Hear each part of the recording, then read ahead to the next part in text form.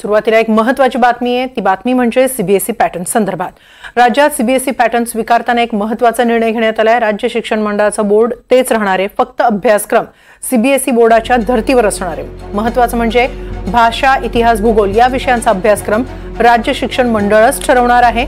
सध्या इतिहासात छत्रपती शिवाजी महाराज आणि मुघलांचा इतिहास शिकवला जातो. मात्र नवीन अभ्यासक्रमानुसार इतिहासात छत्रपती शिवाजी महाराज, छत्रपती संभाजी महाराज, ताराराणी, मराठा साम्राज्य, मराठा घराणी यांचा इतिहासही शिकवला जाणार आहे. नव्या शैक्षणिक धोरणाची अंमलबजावणी येत्या शैक्षणिक वर्षात केली जाणार आहे.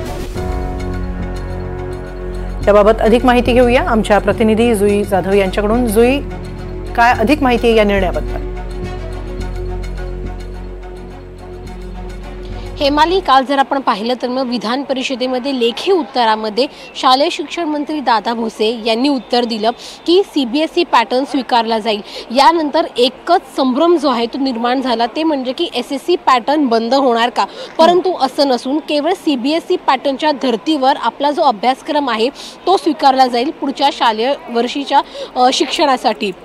मात्र त्यामध्ये आता अजून एक माहिती अशी मिळते आणि ती माहिती महत्त्वाची आहे.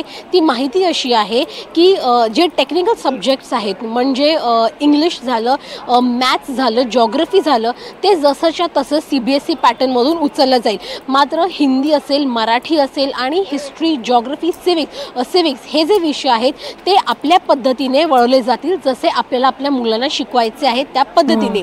यामध्ये जर आपण पाहिलं तर मग हिस्ट्री म्हणजे इतिहास जो विषय आहे, इतिहास विषयामध्ये आता आपल्याला छत्रपती शिवाजी महाराजांचा इतिहास शिकवला जातो.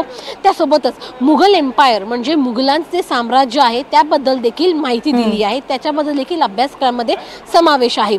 मात्र जो नवीन अभ्यासक्रम येईल पुढच्या शालेय शिक्षण वर्षामध्ये म्हणजे सीबीएसई पॅटर्नमध्ये, तो आपल्या पद्धतीचा असेल. म्हणजेच छत्रपती शिवाजी महाराजांचा इतिहास असेल, छत्रपती संभाजी महाराजांचा इतिहास असेल, ताराराणी ज्या सगळ्यांनी मराठा साम्राज्यासाठी आपलं कर्तृत्व गाजवलं आहे, बलिदान दिलं आहे, त्या सगळ्यांचा इतिहास याच्यामध्ये समाविष्ट केला जाईल. त्यासोबतच मराठा साम्राज्य काय होतं, मराठ्यांचा मराठ्यांची आडनावं, त्यांच्या जे काही मराठ्यांच्या संदर्भातली माहिती आहे त्या सगळ्यांचा समावेश या नवीन अभ्यासक्रमामध्ये केला जाणार आहे. त्यावेळी निश्चितच एक महत्त्वाची बाब आहे. सध्या जर आपण पाहिलं तर मग छावा हा चित्रपट प्रदर्शित झाला, त्यानंतर छत्रपती संभाजी महाराजांबद्दलची माहिती, उत्सुकता ही तरुणांमध्ये अधिक वाढली. त्यामुळे त्या संदर्भामध्ये आपला जो इतिहास आहे, आपलं जे मराठा साम्राज्य आहे त्याबद्दल अधिक माहिती देण्यासाठी हा जो बदल आहे इतिहासाच्या अभ्यासक्रमामध्ये केला जाणार आहे.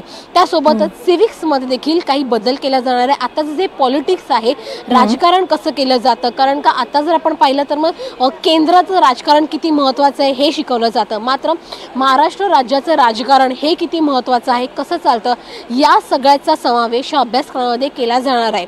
त्यामुळे निश्चितच जो नवीन पॅटर्न सीबीएसईचा लागू केला जाईल 2025-26 पासून, त्या सगळ्यामध्ये हे समावेश केला जाईल आणि महाराष्ट्राच्या दृष्टिकोनाने, मराठ्यांच्या दृष्टिकोनाने जे काही इतिहास महत्त्वाचा असेल तोच सांगितला जाणार आहे. हेमाली, नक्की धन्यवाद जुई, आपण दिलेल्या या सविस्तर माहितीबद्दल.